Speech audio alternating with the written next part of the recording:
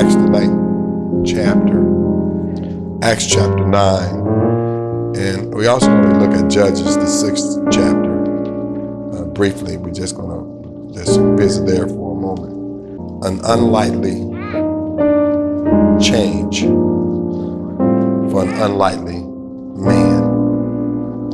An unlikely change for an unlikely man. Let me see. An unlikely change for an unlikely man. There are times when individuals are chosen for different positions, and in choosing them for the position in which they are being chosen, some of us are guilty of thinking within ourselves as to, I wouldn't have chose them. That wouldn't have been my choice. We have a tendency to look at the outer person, and we look at the present character, and we judge based on our standards as to what we consider qualified to do a certain job or qualified to take a certain position. And so therefore, there have been those who have looked at you and they have noticed and seen that you've been elevated, or you were elevated, or there's been some things that happened in your life that was unlikely of your character, your ability, perhaps your education, and your present and current personality. But God knows the end. Yes. We look at the current and we judge from the past and we predict the future. But God knows without prediction. He knows exactly what it is that your life is about. He knows exactly what your intentions are. He knows what your character and your character traits are. He knows how you'll bend, fold, break, or stand under different conditions. He knows our thoughts even before we think them. That's right.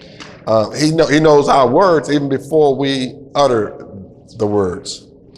And so God never is placed in a position of unlikely, because God knows. There have been times when individuals have, especially when churches are without pastors, and then they go through the long list of, well, they should go through the list of individuals who are qualified to take the position as God's appointment. And one of the things that happens in a case like that is that there's much prayer and supplication that goes along with the preparation of churches preparing itself to receive a leader, and the leader preparing itself to be a blessing to that particular location. But God is the one that makes the choice. And so the thing that happens is when that happens, there are those who are in the crowd that perhaps would have went with another candidate. And there are those in the crowd that feel that they would have been the better candidate.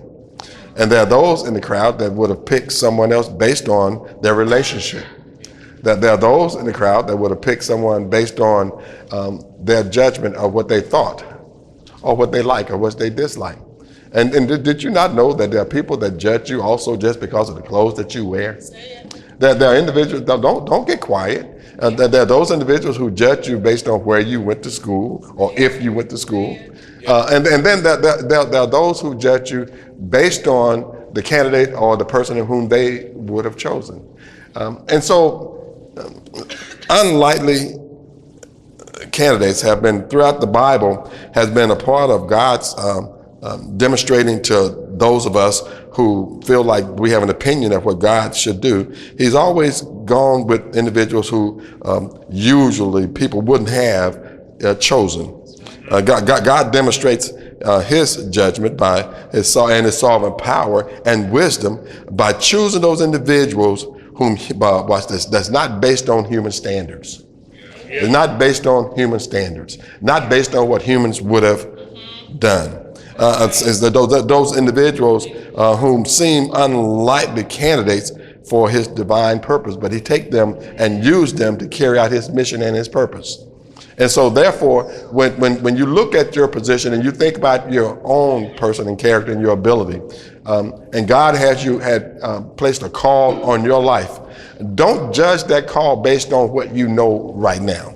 Amen. Don't judge that call based on where you are right now. Don't judge that call based on your pre-qualification or your self-motivated qualification, because there are those who have qualified themselves to be something that God has never allowed them to be. There are those individuals who could, from a human perspective, that could do a much better job at your job than you. And then there are those individuals who could do a much better job than you. And when we self-qualify ourselves, we put ourselves in a position whereby we don't look at what the power of God working in a person's life. We look at our self-ability, and we put that self-ability based on what we think we know. But what the thing that I want you to understand is, who would have thought that God would have spoken to an individual who had never built a boat, never seen a rain come down from the sky, and tell that individual it's going to rain? And give that individual instructions on how to build something that he had never seen before. Amen. There are those who thought he was disqualified to even hear God and hear what he was saying. They thought he was foolish to even spend all that time building a watercraft of such a size with an idea that God's going to destroy the whole earth with rain that had never happened before. But he was qualified. He was qualified to do what God had called him to do, and his qualification was based on his standards and his ability to follow and to hear God's voice. And hearing God's voice and understanding God's standards, he also relayed that on to his family. And his 3 boys also followed after him. Yeah. And his boys' wives also followed after them. And his wife also followed after him, because watch this, he had influence enough to have power from God enough to reestablish the whole human race. Yeah. Mm-hmm. Because no one else thought that the human race would be destroyed at one time. Yeah. And all would be left is 8 people. So if you think that God don't know what he's doing, look down at yourself and you know that you're a part of what God told Noah. He told Noah to replenish the earth. And so therefore we are a part of that replenishing. Now, do you think you could have done that? Well, I don't know. But I can tell you this, had you been the candidate, you would have been born Noah. Yeah, right. Yeah. Yes. Which means that you weren't the candidate. Noah was. And one of the things that happens is because of God's sovereign power and his grace and his mercy and his ability to give wisdom to those individuals who we would say that don't have it yet altogether. Unlikely.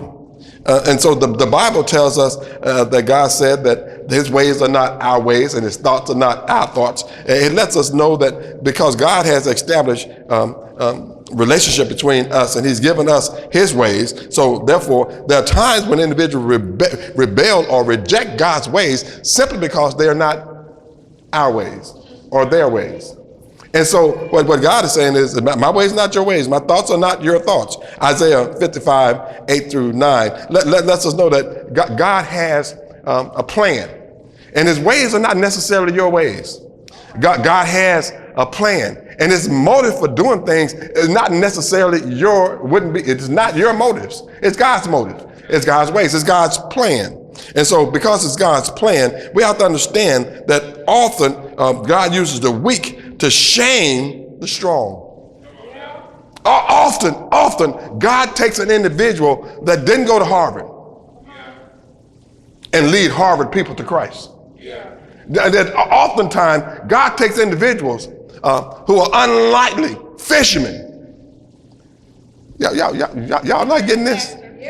Unlikely fishermen, people who have spent their time, their days fishing and catching fish, and tell them, not the ones that have gone to the synagogue, not those individuals who are in the priesthood, not those individuals who are established leaders from the priesthood, but those individuals who have been fishing all their lives and established the fact that I'm going to watch this. I'm going to build my church, and the gates of hell shall not prevail against it. In other words, God's unlikely candidates, God's unlikely men were used, and watch this, and 12 men, based on what God said, has established the faith in which we worship God through.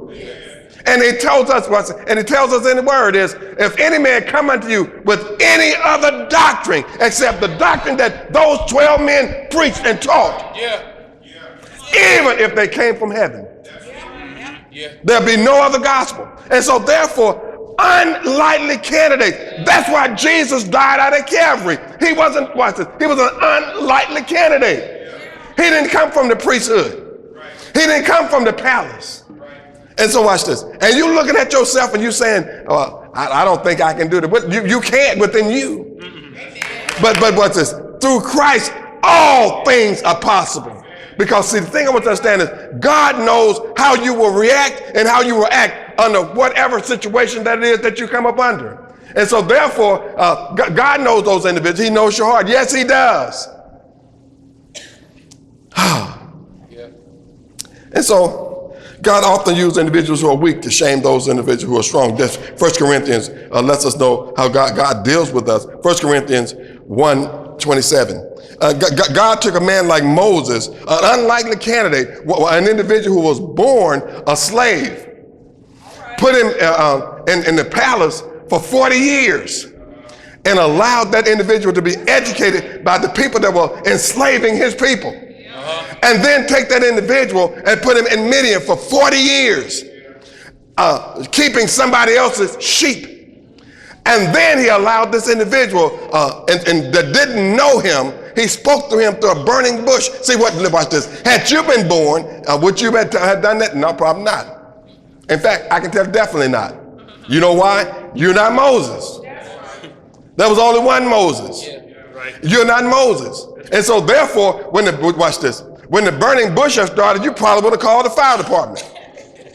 When the burning bush started, you would have probably ran off. Why? Because you're not Moses. What Moses did was he observed what was going on. He was a well observed. It's very difficult. I can see Thomas smiling because see, the thing I want you to understand is, just when you think you got the world together, and you got it all in a bubble and a shape, God takes it and makes it totally something else. Just when your education puts you in a place where you think that you got all that, but that you all that, that's when God takes that same education that you got and put you in a place where some individual that has none leads you to him. Because he takes the simplicity of the gospel. The gospel is not difficult. Man makes it difficult because man want to put things in a position where only those individuals whom they qualify can be a part of. Right. That's right. Yeah. Moses spent 40 years on the backside of the mountain in the desert leading God's people. 40 years in Egypt, 40 years in Midian, and 40 years leading God's people. And still didn't get a chance to live in the promised land. Wow. See, the thing I want you to understand is God knows who knew who Moses was. He knew that Moses would not bend or fold under pressure. He knew that Moses would lead his people from Egypt into Canaan, or to the edge of Canaan. But he also knew that Moses wasn't going in. It wasn't a surprise to God, because God knew Moses' character. Here's what God said. Moses giving your tithes. Moses gave an offering. No, that ain't what Moses did. No, you're right. That's not what Moses did. What God said was, Moses, speak to the rocks, because the people were out of water. Moses was angry because of the attitude of the people, and he struck the rock. And God let him know, because of your personality, because of your attitude, because of you didn't do what I asked you to do, you will not see or enter into the promised land. God knew that. He knew that Moses wasn't going in. Watch this. He also knew that if he didn't take Moses on the backside of the mountain, that the people today would still be worshiping, guess who? Moses. But it was a funeral attended by heavenly hosts. Yeah. God. 40 years. It took Moses 40 years of being educated in Egypt. 40 years of being educated by his father-in-law Jethro and hearing God. 40 years of leading his people, God's people, there in the wilderness. And at 120 years, Moses was taken unto the mountain. When Moses died and did not go into the promised land. The land filled with milk and honey. Unlikely. David was one that was unlikely. He had brothers that were strong, that was big, that was warriors. But it took David, watch this, after God had anointed the one most unlikely one of Jesse's boys to be king. It took David 11 years before he sat on the throne. See, the thing I was just that God knows who you are. God was building him and from the time he was born, and God was showing him his leadership ability for 11 years. He hid out from Saul, protecting himself in the wilderness, surviving on whatever food he could use to survive. But what God knew was that David was a protector. How he know that? Well, there was a lion that came after his father's sheep. He didn't own them. His father did, but David slew the lion. There was a bear that came after his father's sheep. He didn't own them, but David slew the bear. There was a giant that came after God's people. It wasn't David's, but David slew the giant. God knew that. God knows who you are, and he knows your capability, and he knows what you will do, and he knows what you will not do. He knows that you're not going to give tithes when he gives you that great job. He knows that. He knows that, watch this, but those individuals who are barely making it will be the ones that carrying the whole building. He knows that. Yeah. He knows that you talk about him when you leave the place. He knows that. But it's you're in a developmental stage. You're in the stage where you're going to watch this. You're going to fall, you're going to get up. You're going to fall, you're going to get up. You're going to fall, you're going to get up. You're going to do some things that's right. You're going to do some things that's wrong. You're going to fall, you're going to get up. You just got to make sure that watch this, when you take your last breath, you up.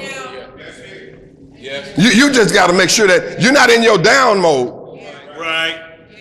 Yeah. See, some people like, well, what's he talking about? What I'm talking about is when God gives you an assignment, don't be like the individual who wore purple every day and fared scrumptiously. And his assignment was with all that he had to share his wealth. Yeah. But you know what he didn't do? He didn't share his wealth. And you know what happened? What it was? The very individual that he didn't share his wealth with shamed him after his life was over. Not that Lazarus set out to shame him. Lazarus just lived his life being Lazarus. Right. Yep. Poor, unappreciated, but still not complaining. Poor, unappreciated, but not taking somebody else's stuff. Yeah. Right. Poor and not appreciated, but not coming to a place where he became a hater of the individual that would not help him. Joseph, 14 years it took him to get to where God's promise was. Unlikely. Listen to me. He had 10 brothers that were older than him. Reuben was his oldest brother. You would think that would have fell on him. Wow. You notice how God will take someone from out of the fold that's not the first, or perhaps not even first, not the last. But take someone like Joseph that came from 12 sons, 11 brothers, But God chose Joseph. And when you read the lineage of Jacob, the generations of Jacob, you know what they say? What the Bible tells us? Joseph. Joseph took 14 years of going through something that we probably wouldn't have took. The reason I know you wouldn't have took it, you're not Joseph. Here's the thing I want you to understand. If God wanted you to be Joseph, you'd have been born then. If God wanted you to carry on that task, you would have been born then.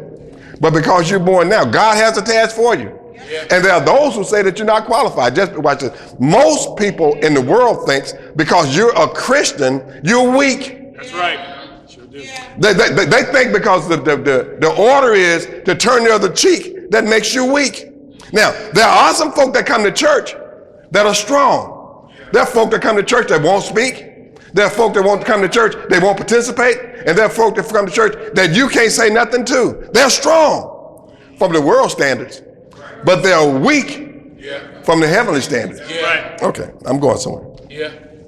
Which brings us to where we are today. Saul. Let's look at Acts, the 9th chapter, verse number 1. What does it say? Saul, yet what? Threatenings and slaughter against the disciples of the Lord went unto the high priest. Now he was watch this. He was watch this, threatening those disciples of Jesus Christ. Now watch this. As much as we've come against Saul before he became Paul, one of the things I want you to understand is that you missed something there that we're going to bring out that should be in the church today. You may have come in and you ain't got it all together yet. You may have come in and you don't really understand what it is that you're supposed to do. You may have come in and you're not moving because you wonder what is the next move that God's going to have in your life.